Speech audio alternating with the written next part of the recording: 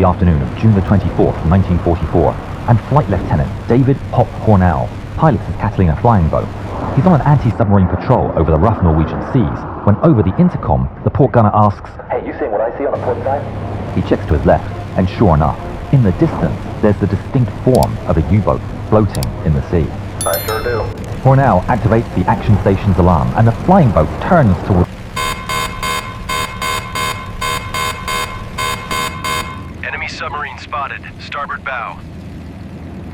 Prepare for attack run. Doesn't waste a second. The submarine turns in evasive maneuvers as twin 20mm cannons and a single 37mm flak cannon are turned towards the Catalina. The Catalina is rocked by 37mm flak. The plane's already shuddering under hits on the fuselage. Cole, radio the base. Keep them updated. Copy that. Hornell orders the radio Enemy operator, submarine Sticky spotted. Cole, to Starboard tell bow. the base their location and situation. Prepare for But attack before run. Cole has a chance to send the first message, a flak shell punctures the radio compartment. Cole groans and puts pressure on his wound, but doesn't report it. Instead, he pushes through the pain and keys the transmission. Little does he know that the radio equipment has been damaged by the German fire. Hornell dives toward the target, unaware that none of their transmissions are being sent. As they get closer, 20mm cannons join the fray, and tracers zip all around. The impacts get ever more frequent, punching holes in the aircraft's It's thin getting rough, skin. boys. Hold on. The crew feel a violent shake, and are horrified to see pieces of the right wing being torn off. Flak bursts by the right engine, and it starts shaking violently. Hornell fights with the aircraft as it starts to drift off course, the mounting damage making it ever harder to steer. At the nose of the aircraft, the front gunner opens fire at the U-boat with his twin 303 Brownings. Bullets rain around Sauerberg. The Catalina's fire zeroes in on the conning tower as they get closer. Sauerberg's men are struck, and the guns go silent. Ihr Männer, an die Geschütze oder wir sind alle tot! But the incoming fire is too accurate. The Germans can't move as the Catalina's machine guns rip into the conning tower. But then, one of the Catalina's guns jams. The U-boat commander, hearing the strike slow, seizes the opportunity. Geschütze, sofort! The crew jump into position, and they open fire on the incoming Catalina. Hornell's blood runs cold as he sees once more a wall of tracers coming up at them. The Catalina's hit again with German fire ripping through the wings and fuselage. A glow comes from above, and Hornell looks up to see the damaged engine with flames gushing out of its cowling. Starboard engine on fire. Shutting it down. The second pilot shuts off the engine, but it doesn't stop the fuel leak. The ball of fire grows as a plane barrels towards the enemy submarine. Sauerberg is staring at a rapidly approaching ball of fire and orders evasive maneuvers. Voll nach Backbord! Above, Hornell is fully committed. Seeing the submarine turn left, he makes an adjustment at the last possible moment. And then he releases the depth charges. Below, Sauerberg watches the Catalina roar overhead as it drops its payload. Gott im Himmel. The depth charges splash perfectly around the submarine. It's ahead. It's ahead. The aircraft shakes even more violently. Hornell looks up at the flaming engine spinning in the wind. He sees it shake its own mounts apart. The rivets and bolts come undone. The fuel and parts of the engine rip away from the wing. Hornell knows, and in a split second, he aligns the Catalina for a second impact. They slam into the next wave, and the plane once again launches, reaching 50 feet before plunging back down towards the water. The still burning Catalina bursts through multiple waves before finally coming to a rest. Get out! Hornell urges on his men as he knows the Catalina can explode at any second. Flight engineer Donald Scott inflates a dinghy out of the left blister, while fellow engineer Fernand Lawrence the dinghy and makes sure to secure the survival rations as the men start pushing. But then, he remembers the radio. Wait, the radio! Hornell barely has time to understand what Cole was just said. Wait, the radio! Hornell barely has time to understand what Cole was just said before Cole starts swimming back towards the Catalina. What are you doing? We need the radio. They won't find us. No, it's too late. Hornell is right. The men watch painfully as the Catalina is engulfed in flames and sinks under the waves. They begin helping one another onto the dinghy. The inside of the dinghy is already beginning to flood as the men try to board.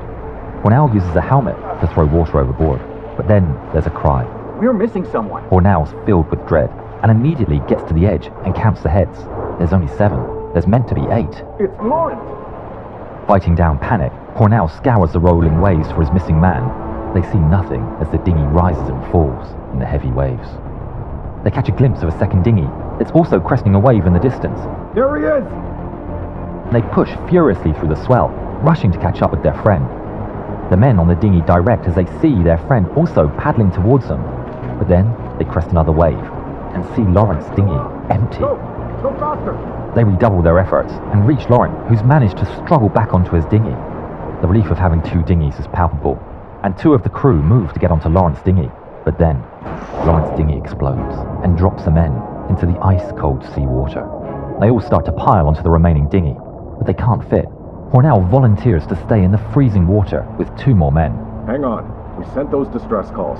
Rescue will be here soon. But he doesn't know that none of them were sent.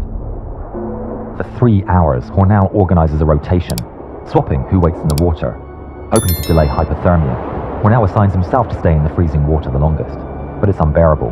His strength is fading. We have to figure out how to get everyone aboard. Look, there! An aircraft is spotted in the sky. It's another Catalina. Get the flare gun! The flare fires off into the sky, lingering in the air for a minute before falling into the sea. But the Catalina keeps on its path. Another! They send out a second flare, and yet again, the aircraft doesn't react. Come on! Come on! Another! A third flare is shot into the air. Seconds drag on. And finally, They saw the us! Catalina turns towards them. We have survivors adrift, 63 degrees north, 0 degrees, 30 minutes west. Unable to land due to bad weather. We need a boat. Over 100 miles away in the Shetland Islands, rescue boat HSL 2507 is deployed. The Catalina stays circling over the stranded men, and they signal in Morse code. High speed launch on the way, help coming. Then sometimes later it signals, U-boat killed. The men cheer. They might just make it out of this. Every wave is torture, and they're having trouble holding on. A wave lifts up their dinghy and throws the entire crew overboard. Hornell emerges from the water, disoriented. The dinghy's getting pushed by the wind, and his men lay scattered around him. He clings to the lifeboat, counting heads. Everyone's here? They struggle to turn it over in heavy waves, and one by one, they help each other climb aboard and rebuild their barely stable setup. Water starts to fill the dinghy, and without the bucket and their strength fading, the small dinghy floats lower and lower, partially submerging some of the men in the freezing sea. The situation is desperate. Hornell's vision starts to blur. The men huddle in search of any warmth. Laurent starts to go delirious. Laurent?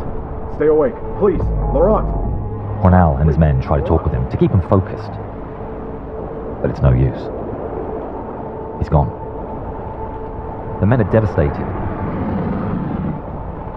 Hornell makes a difficult decision to push Laurent's body overboard. Up above, the Catalina's running out of fuel. There's no choice. The crew radios the men's position one last time and turns for home. The men stifle back tears as they watch their hope fly away.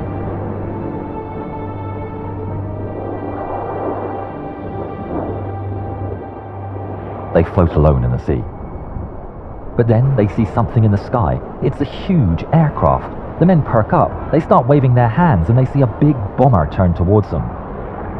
It drops something from its belly. The men watch. It's a wooden boat.